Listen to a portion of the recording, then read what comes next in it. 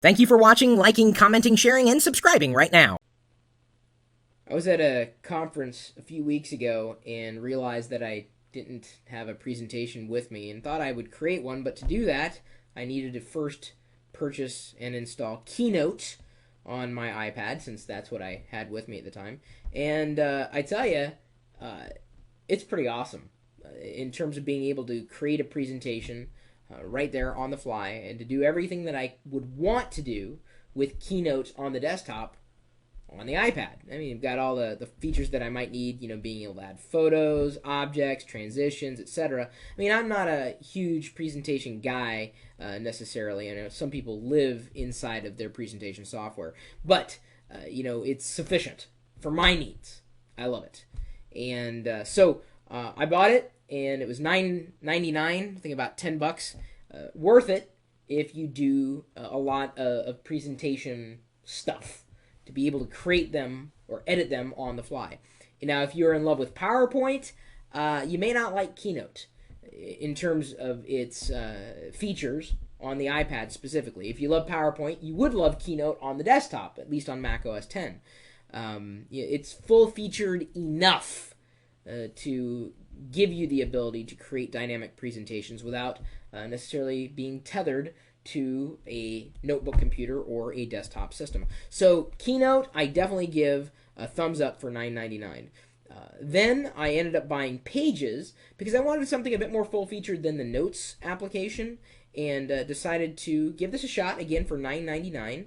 And I was rather appreciative of the various features and updates that Apple just recently released, being able to turn the page view in portrait mode versus landscape and still be able to retain the ruler and the bold, italics, underline, all those formatting features.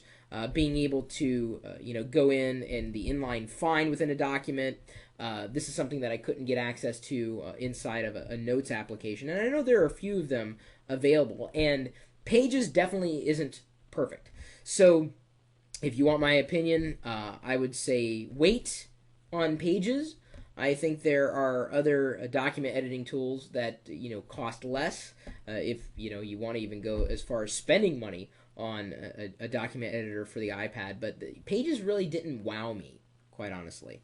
So yeah, not a big fan of Pages. I don't think there's an extreme need for it on the iPad at this point in time. Then I was lucky enough that Alex, and I think it's Sui, I think that's how you say his last name. He ended up donating numbers to me. He gave me a gift certificate so that I was able to download and install numbers here on my iPad. And if you're someone who needs a spreadsheet or loves spreadsheets in general, I say the implementation of numbers, a spreadsheet application that's a part of the iWork suite on the desktop, the translation inside the iPad, I thought was extremely worth the money I would have paid for it if I didn't get it donated by Alex. Creating a spreadsheet's easy. You've got all the templates, just like you have different templates inside of Keynote or Pages. Of course, I usually go just with the default templates. You can flip between tabs just as easily.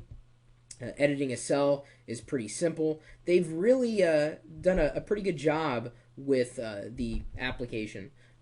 You've got an optimized keyboard for number entry or data entry. You've got the ability to edit and create formulas. Everything that you would expect in a spreadsheet application can be done right here. The only thing I tell you, out of all three of these applications, and if you were to get one, I think Keynote's it. If you were to get two, Keynote and Numbers; get three, Keynote, Numbers, Pages, in that order, unless, of course, you need those applications for what you might want to do on a regular basis. Honestly, I don't know if I'd spend the money right now. I'm hoping that Google will release an iPad optimized version of Google Docs, which takes care of presentations, spreadsheets, and document editing. I think it's a matter of time, quite honestly, that it happens. Granted, it wouldn't be the full-on rich experience that you would get in a dedicated or a native application like what you see with iWork.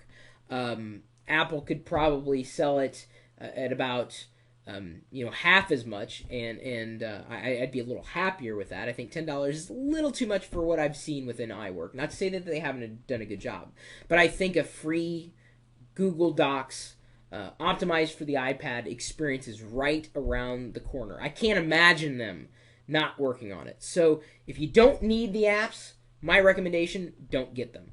If you do, I would say they're good enough, and I would say worth $5, $10. Well, you kind of have to decide that for yourself. No one's telling you, if you should get them, for your needs. Only you know that. So there you go. I'm happy enough that I have them installed. I've now got them at my disposal. I can view files too that I get as attachments in email, which is nice to have a native app to be able to view documents that I get attached. So I don't know what your thoughts are if you've purchased any of the iWork suite. Go.tagjag.com/pages, go.tagjag.com/numbers, and go.tagjag.com/keynote if you want the direct links to where you can find them in the iTunes App Store.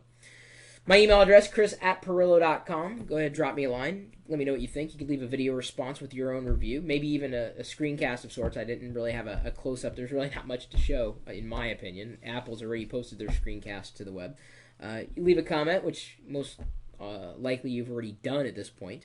You can follow me on my blog, chris.pirillo.com, twitter.com/chrispirillo, facebook.com/chrispirillo, and youtube.com/chrispirillo. Then we've also got the chat room, right? That's a part of the live video feed that some of you were tuned into, watching or listening to what I was talking about here. Since someone was asking in chat, we decided to record a video based off that question. More than welcome to join us. We are typically talking tech 24 hours a day, 7 days a week at live.pirillo.com. We'll see you later.